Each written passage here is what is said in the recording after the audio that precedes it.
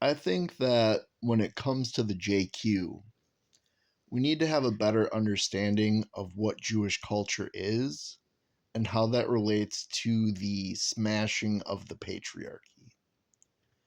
In terms of the ethics of hierarchy, we commonly understand that the correct decision is typically not the easy decision.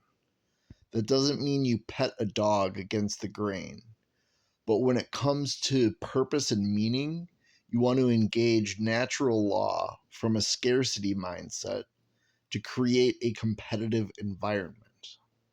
When the wrong choice is made the right choice, the easy choice will be selected by everyone who leans on the wisdom of the masses, which represents the thought process of the vast majority of the population.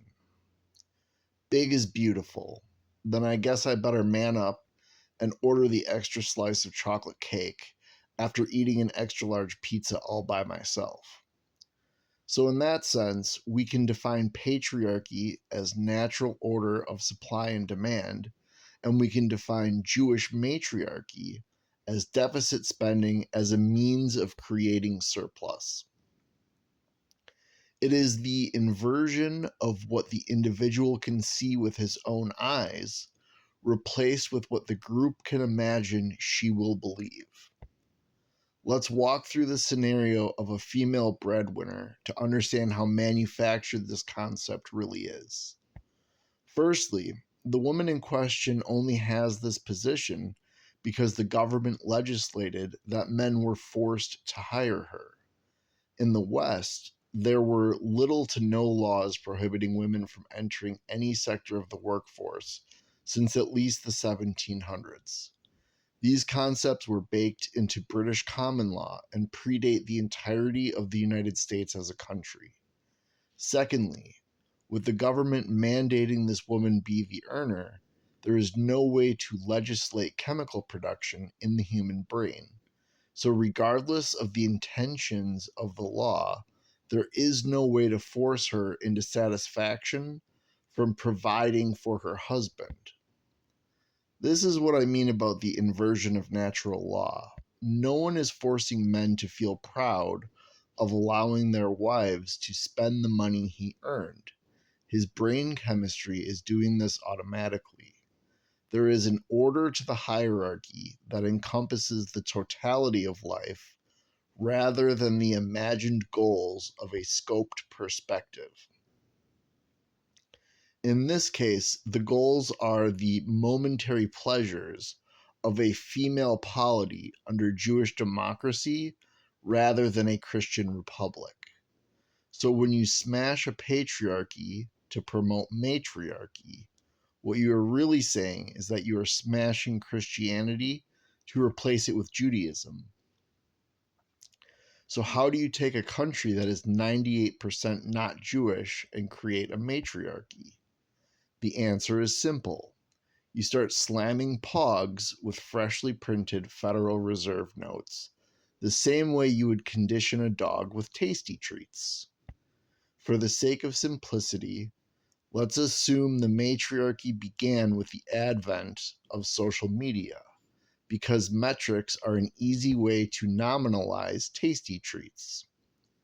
Women typically define their identity by the group rather than the individual, so social validation is extremely important. Without any sort of anti fraud system, you can basically program females at scale through the purchase of an Indian bot farm. A woman who claims she only dates men who are at least 8 feet tall is a more ideal target for purchased free clicks if she herself also weighs more than 300 pounds. The excess in imagined potential is greater, and therefore represents a better ROI for invoking Jewish culture. In fact, that perspective is so unrealistic, she should also be rewarded with a Gucci handbag to further place her unnatural hierarchy above that of your average Christian white girl. The more times you do this, the more likely the white girls are to transition into Jewish identity regardless of what religion or culture or body politic they claim to represent. It becomes the new era of the female collective hive mind in its digital subconscious.